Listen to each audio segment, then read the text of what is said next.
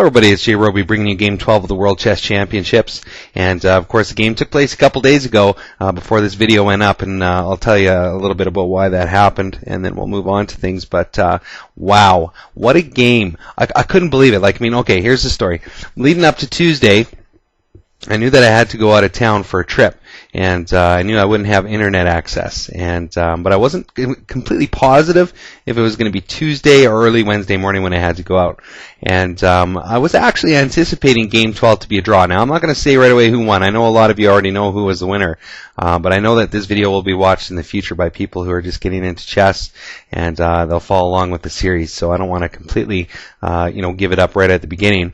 But I was actually anticipating a draw. Now, we've had an amazing match so far. Of course, Game 1, Topalov comes out, crushes Anand with the white pieces. And, talk about a great start to a match for someone who is trying to get the World Chess Championship. To come out, Game 1, defeat the reigning World Chess Champion with the white pieces, that's really setting the stage for an interesting match. Now, of course, Anand wasn't knocked down for long. Game 2 comes around, and Anand virtually crushes Topalov over the board with the white pieces. So we're all tied up after 2. Then Game 3, we have a draw. Now, I know in Game 1 I said that I wasn't planning on doing the draws, but I soon realized after the match started that if you take a look at a draw, it can give you a good indication of the momentum of the game, especially when you factor in who's playing with the white pieces and who's playing with the black pieces. So we had a draw, Game 3. Game 4, Anand wins again and pulls a point ahead of Topalov. And things weren't looking too great for Topalov at that point. And, then comes Games 5, 6, and 7. Now, Topalov, of course, in Game 5 had the white pieces, but due to the way that they changed the scheduling through, after the first 6 games, Topalov landed the black pieces 2 games in a row. So not only was he down a point, but he had to play 2 games of the black pieces against a guy with a caliber like Anand. And he was actually able to draw both of those games, totally swinging the momentum of the match back towards his favor, even though he was a point down. Then he comes out in Game 8 and wins and ties up the match, and then everybody's like, oh, wow, we got a heck of a match going on. And then, of course, Games 9, 10, and 11, all draws leading up to Game 12. But they were good games. I really enjoyed going over them, especially Game 11 when Anand busted out the English Open. And I was really excited about that. I know I've been calling it the D4 showdown at Sofia, which it virtually was up until Game 11. But then, we've already talked about the numbers and the percentages in the last video, Game 11, so I'm not going to go over them again. But to do that, I thought that was really, a good strategic maneuver from Anand. Even though he didn't win the game, it ended up in a draw. I felt that he was really thinking not only in terms of, just the game in hand and playing the game against Topalov, but also how to, maybe mix things up a little bit at crucial times. So we go into Game 12. Topalov's the challenger for the World Chess Championship. He has the white pieces. From the Topalov's perspective, he couldn't have asked for a better Game 12. You got the white pieces. Of course, you're playing a strong player like Anand, but it's the last game, and if you can win, you'll be the next World Chess Champion. Talk about an opportunity for Topalov here in Game 12 to come out and defeat Anand, get the World Chess Championships, and avoid a playdown. But, like I said a little bit earlier, I was anticipating a draw for this game, and I'll tell you why I was anticipating a draw. First of all, Anand is very tough to beat, even when he's got the black pieces. He's got fairly good win percentages against all the major openings with the black pieces, let alone his draw percentages. So I knew that Anand was going to be a really tough opponent in Game 12 for Topalov, and I was really anticipating a draw. Now, if a draw would have happened, we would have went to a playdown, which would have taken place Thursday evening, which was the night that I actually got back from my trip. And so I was actually anticipating, making some playdown videos as well as the Game 12 video after Game 12 happened. But of course, Tuesday comes around, we have a decisive game, we have one heck of a game, and we have a World Chess Champion. Now, I'm not going to say who it is right away. I know a lot of you know it, but I know a lot of you don't know it, so I'm going to try not to give it away. But I think as we get into the game and you see the moves that are played, it's going to soon become apparent who's in the driver's seat of this game. So anyway, let's get started. So, Topalov, a lot of discussion about openings throughout this match so far leading up to Game 12. Topalov, of course, we talked about a few videos back. He's definitely stubborn. He wants to beat Anand with the d4 opening, and he was sticking to it. And we didn't see a different opening from either player up until game 11 when Anand whipped out the English opening. So in game 12, I was expecting a different opening from Topalov.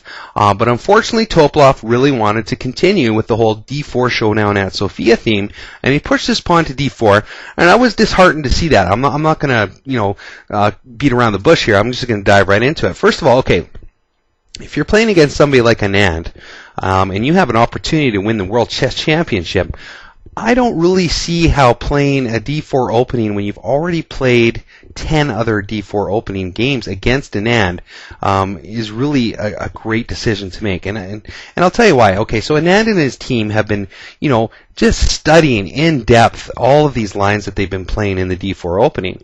And, of course, Anand's been making use of the Grunfeld defense. He used a lot of Slav lines. Now, he did lose a game with the Grunfeld, but then he came back and he drew a game with the Grunfeld. So, they've been studying this so much. So Topalov pushes d4 again, so we know we're going to get into another game with the d4 opening. But this time around, Anand does not get into any Grunfeld or Slav lines. Instead, we get into a Queen's Gambit decline position. I'm just going to flip through the first couple moves here because they're pretty straightforward up until this point. So we get into a Queen's Gambit decline line. So Anand has actually not played this line at all so far in the championship, even though Topalov has been busting out d4 openings pretty much the entire time he's been playing Anand. So we get to this juncture of the game. Now he pushes his pawn to h6. Now much more played in the position, I'm just going to go back a move, is just a simple castle from black. Now we do end up into a similar position because the pawn to h6 move comes a few moves later. But I think that when Anand plays an early h6 here, he's basically saying something.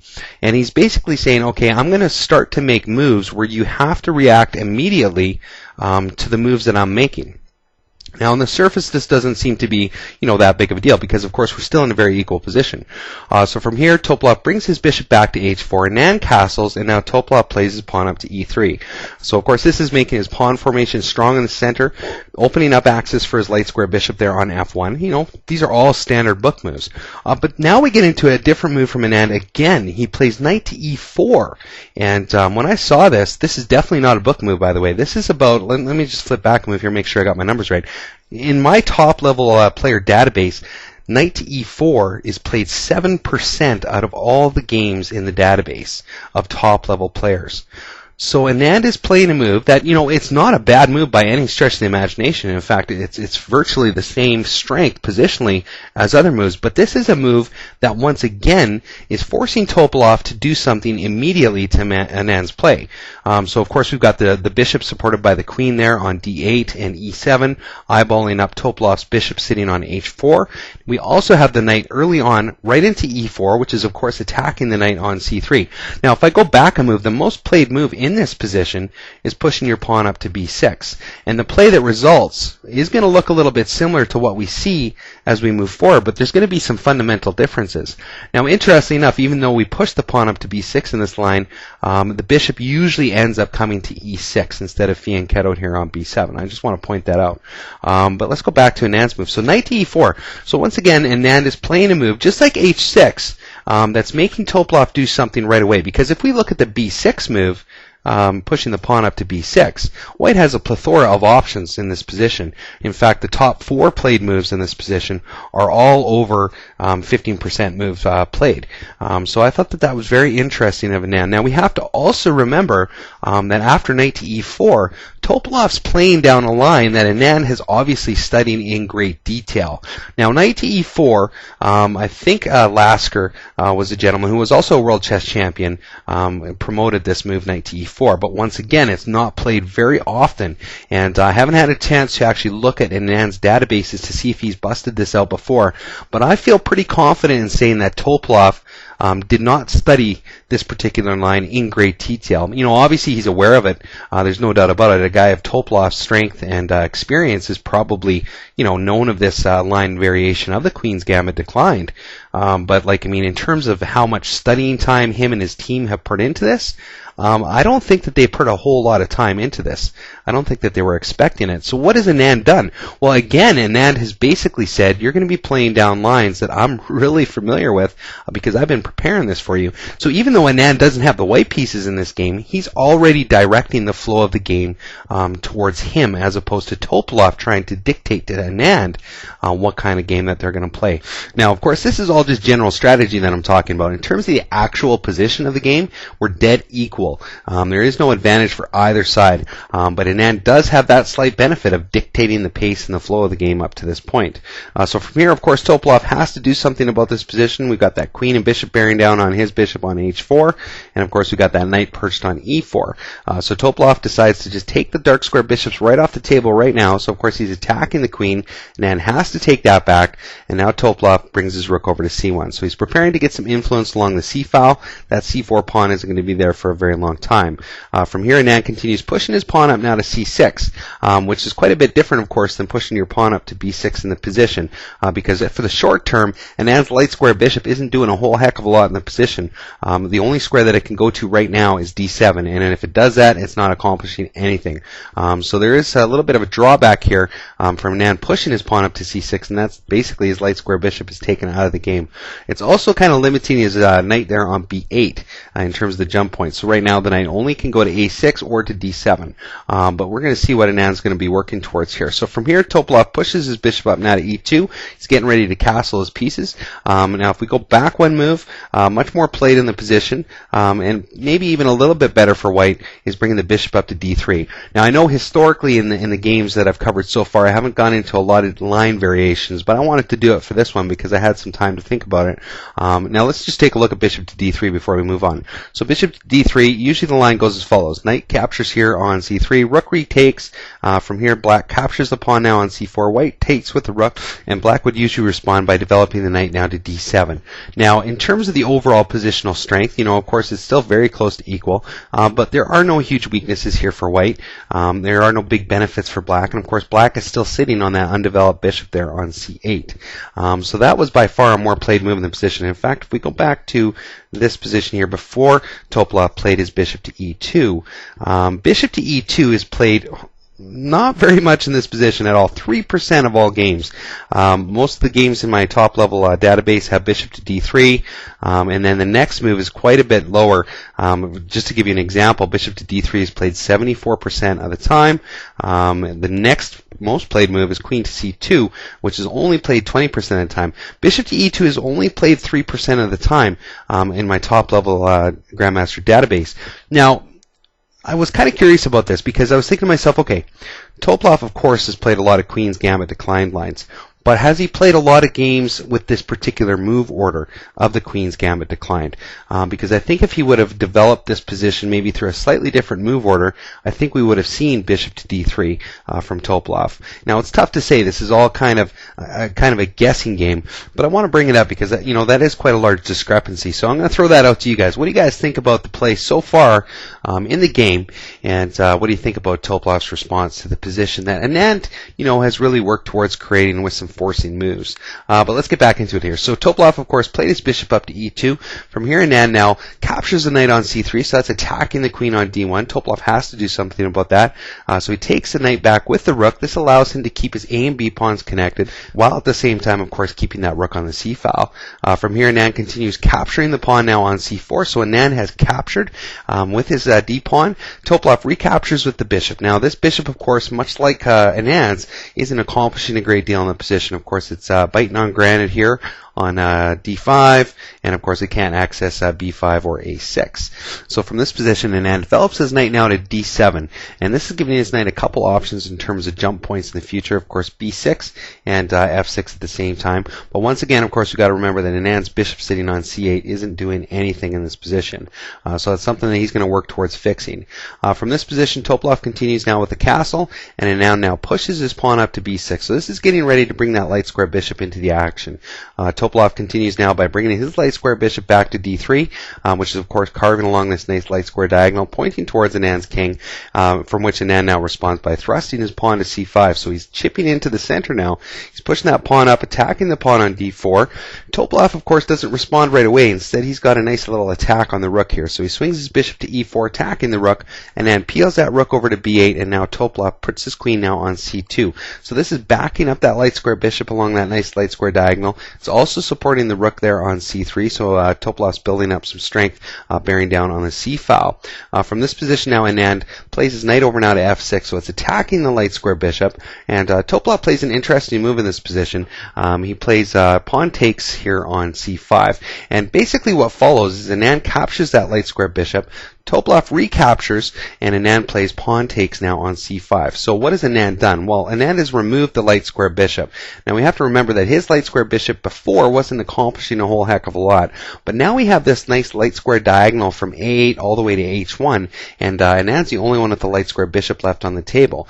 So he's going to try to make use of that. Now in return, what he gives Topalov is he gives Topalov a weak point to attack in Anand's position, which is the pawn now on c5. Now currently the pawn has a defender with the queen on e7, but Topalov can work towards ramping up the pressure on that c5 pawn to see if he can win that. Now I'm going to flip back a little bit though. Just before Topalov plays the pawn captures here, he also had another option in the position, and this one I found through the computer analysis that I was looking through as I was going over the game.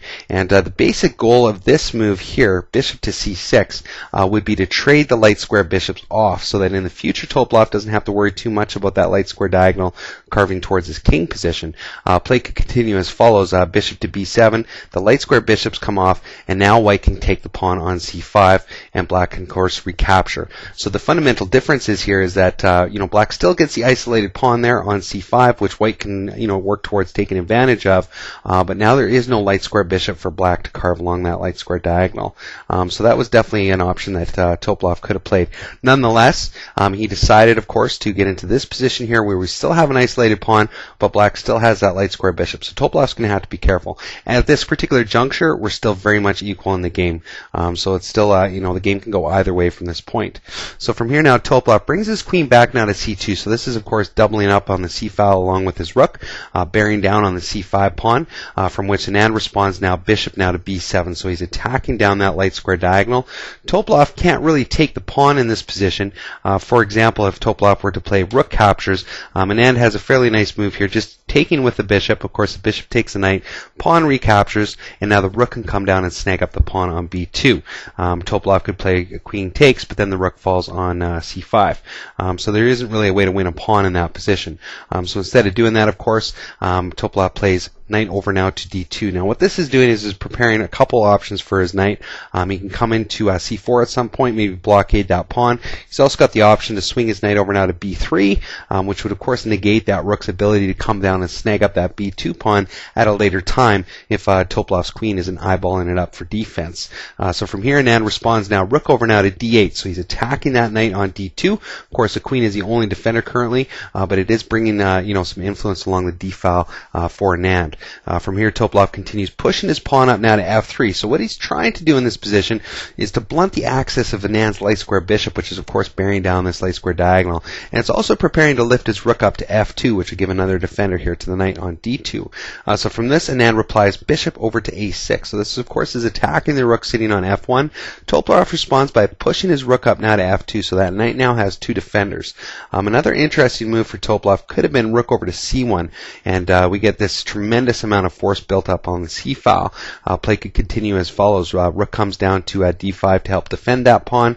From here, white now gets that knight onto b3, so it's also another attacker on the c5 pawn, but it's also, of course, taking away the b-rook's option to attack that weak pawn on b2 if it's not defended. And from here, play could continue now. Black could push that pawn up to c4. That's, of course, attacking the knight. Black doesn't want to drop a pawn in the position, but now the knight can swing back to d2. This is, of course, attacking the pawn now on c4, and black can respond rook down now to d3. White can push the pawn up now to b3, and once the pawn captures, white can take back with the knight. So the knight's perched now on b3, supported firmly by the pawn on e2, and of course white has this nice pressure built up along the c-file. Black wants to alleviate that a little bit, can capture that rook, white can recapture, and white's got a fairly decent position to work with here. But nonetheless, Topalov decided to go with rook to f2, giving that knight another defender right away. From here, Anand continues now rook up to d7, so he's getting ready to to double up the rooks possibly, bear down on that knight, and from here Topalov pushes his pawn up now to g3. So what is this doing? Well, this is giving his king the option to come up to the g2 square, which would give Topalov another piece to defend the pawn here on f3. So from here play continues now. Anand brings his rook over to d8, so we got those rooks doubled up on the d file, all bearing down of course towards that knight on d2. Currently, though, Topalov has enough pieces defending it. From here Topalov responds by bringing his king up now to g2, and Anand now brings his light square bishop to d3, attacking the queen. So the queen's peeled back now to c1, and Anand now places that bishop back on the a6 square, which of course maintains access along this light square diagonal. Also gives it the option to come back to b7 at some point to bear down on this light square diagonal. But of course we have to remember that the knight is weak in this position. Currently Topalov has got enough defenders. If the rook were to capture, Topalov can take back with the rook. But this is turning to be kind of a weaker piece in Topalov's position, so he wants to probably do something about that, and Anand's going to try to capitalize on that. So from here Topalov swings his rook over to a3, so that's attacking the light square bishop. Anand responds by bringing that light square bishop back to b7, putting it along this nice light square diagonal, and of course we still have a lot of defenders here on this pawn on f3, so it's not a huge concern right now. In fact, in terms of positional strength, we're still fairly much equal. From here now Topalov brings his knight up to b3, so he's getting that knight off of the d2 square, which is freeing up a lot of these pieces from defensive duties, and of course it's landing two attackers now on the c5 pawn. Anand responds by bringing his rook over to c7, so giving that pawn another defender, and now Topalov jumps his knight up now to a5, so he's attacking that light square bishop. Of course he would love to get rid of that light square bishop, but Anand's not going to have anything to do with it. He wants to maintain that on the board, so Anand just tucks that now into a8, and from here Topalov responds by bringing his knight now to c4. So this is temporarily blockading the c pawn from advancing. From this position now Anand responds, pushing his pawn up to e5. Of course this is preparing to do some damage to the pawn structure here, because we have this light square bishop still perched here. We also have a queen very close by that can easily jump to the f4, the g file, to contribute to an attack here. So Topalov responds to this by pushing his pawn up to e4. So of course this is taking away the d5 square, so a rook can't come down there to defend those pawns from this position, and it's also blunting the scope of that light square bishop somewhat. But this of course lets Anand play a nice little move here by just thrusting his pawn up now to f5. So he's going to start to take it into this pawn structure that Topalov has built for himself, and he's got the time to do so, and unfortunately for Topalov, his king is still on that light square diagonal, so this is definitely an important position that Topalov has to handle. Unfortunately for Topalov, he decides to open things up, and he actually captures the pawn on f5. And just take a look at this position. There's a few things that are really important that are going on here. First of all, of course, we got that light square bishop bearing down on that pawn on f3, but that pawn is pinned to the king. That king is still on that very dangerous light square diagonal, so that pawn is not moving. It cannot move in the position, and Anand has a really nice move in this position to play. And smelling blood, he thrusts his e-pawn forward to e4, attacking the pawn on f3. Topalov decides to capture, but look at this. Queen just comes ripping into the position, captures the pawn now on e4, hits a check. Topalov peels his king over now to h3, and from here Anand continues by bringing his rook down now to d4. So he's attacking the knight. He's also threatening queen to g4, which would be checkmate in the position because that light square bishop is still there. So Topalov definitely has to do something about this. So he finds the move, knight to e3, and on the surface it seems like it handles most of the threats. Of course, it's defending the pawn on f5, it's preventing the queen from coming to the g4 square, and the knight, of course, is defended by the rook on a3. But Anand has found a path to victory here. His activity is just too much for Topalov to handle, and he slides his queen back up to e8. So this, of course, is threatening the queen coming down to h5, which would deliver checkmate. So once again, Topalov has to protect this king. So he decides now to push his pawn up to g4, which is stopping the queen for the short term from coming closer to his king. But Anand just continues by pushing his pawn up to h5. He wants to rip things open now, and there's not much that Topalov can do to stop that. Now Topalov plays king up now to h4, and this is just a horrible position for Topalov to be in. There is no really awesome moves here for Topalov to play, and Anand is just jumping all over this position. Now he just thrusts his g-pawn forward to g5, hitting the check. Now I'm going to go back one move. There was a little bit of criticism for Anand in some of the analysis that was talked about even during the game, from what I'm told, as well as a post-game analysis. Apparently he missed a quicker path to victory by playing queen to d8, and I'm just going to flip to the moves so you can kind of see how that shapes up. But my perspective on this is that he found a path to victory from his anchor move, and of course the anchor move was when he pushed his pawn up to e4 after Topalov made the huge mistake of capturing the pawn on f5.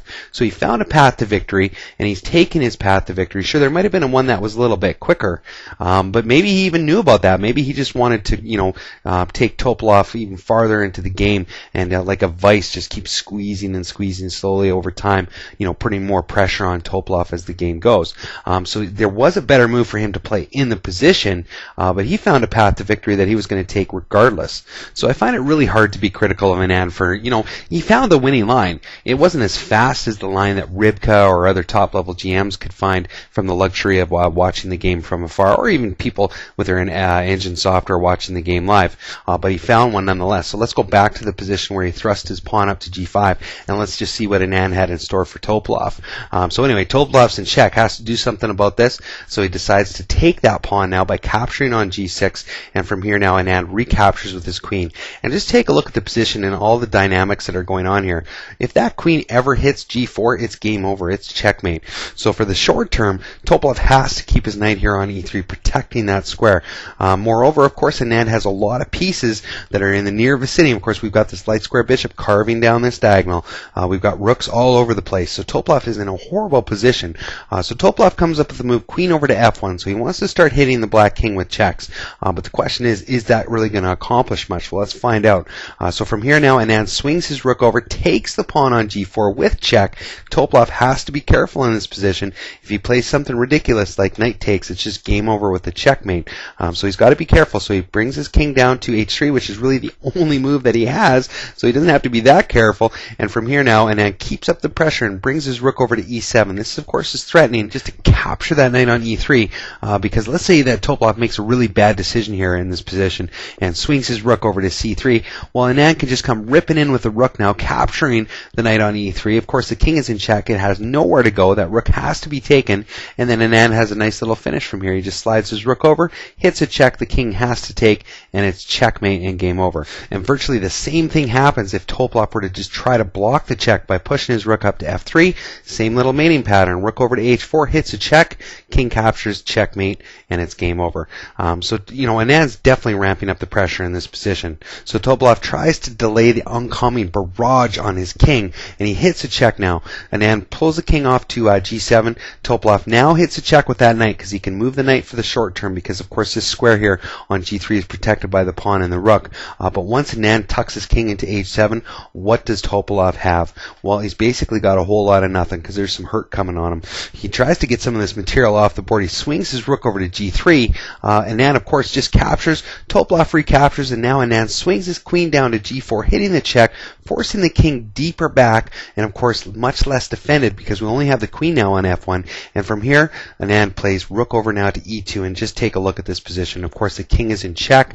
It can't access h3, it can't access h1, can't access g2. It has to go to g1, and now Anand just comes crashing in and says, give me your queen. Hits a check with the rook on g2. Topalov only has the option to trade the queen off the table now. He's not really trading it for a queen, though. He's just trading it for a little bit of material. And take a look at this. If you're going to trade a queen for two rooks, that's fine. If you're going to trade a queen for a bishop and a rook, you're in some trouble, especially if those are the only pieces remaining in the game other than the pawns. So from this position, Topalov's hopelessly lost, and it's just a matter of basic technique now for Anand to come in, take advantage of his material, the flexibility of his queen, and hit some good checks sometime, and get into a position where he can snag a little bit more material. Like right here, he snags a pawn on b2, and then after Topalov gets out of the check, queen over to g7, and that knight cannot be defended. And in fact, in this position, Topalov resigned, and Anand defends his World Chess Championship in startling fashion, I might add. I don't think very many people were expecting Anand to win this game with the black pieces. You would think, with so much on the line for Topalov, knowing that if he could get the win, he would outright win the World Chess Championship. He would be so careful. Sure, he would press for the attack, but he would be so careful that, at worst, he would walk away with the draw and go into the playdowns. If someone tells you with an honest expression on their face that they knew Anand was going to win this game with the black pieces, then they would have to be a huge Anand fan. And good for them. If they said that, that's awesome, because that's what he did. He pounced all over Topalov's mistake. Like, if we go back here to that, the initial move where Anand pushed his pawn to f5, Topalov made a huge mistake by capturing that pawn and opening up his position to his king. And Anand just jumped all over that and started ripping apart Topalov's position. But the real kicker is that Topalov didn't have to play that move. He could have played something like knight to d2. Now, of course, Rybka found this move here, but knight to d2 keeps it fairly equal in terms of positional strength. Black has a slight advantage, but white still has a great shot at drawing this position. For example, the black pawn could capture. White comes in, snags up the pawn here on e4. Black can take the knight off. The pawn recaptures now on e4. And black might have a little bit of the initiative here, but it definitely doesn't have a guaranteed win from this position. So white could definitely play for the draw here. But that didn't happen. Topalov did make the mistake. He captured the pawn now on f5, and that mistake cost him not only the game, but his entire bid to be the new world chess champion. Well, we also can't forget about the strength of Anand's play, not only in this game, but the match as a whole. Now, I've left out some Rybka lines in this video, so feel free to post improvements or general what-if lines in the comment section below. But I want to thank everyone, both my newer and older subscribers, for watching and commenting on these videos. It's been an absolute blast to make them, and I will definitely be covering the next World Chess Championship a few years from now. I've already seen an improvement in my own play from talking more about plans and thoughts behind the moves as opposed to heavy Rybka analysis, and I'll be sharing some more of my chess journeys in the near future as I work towards improving my own game. So take care. Thanks for checking out this video and all the other videos in the series along the way, and we'll see you next time.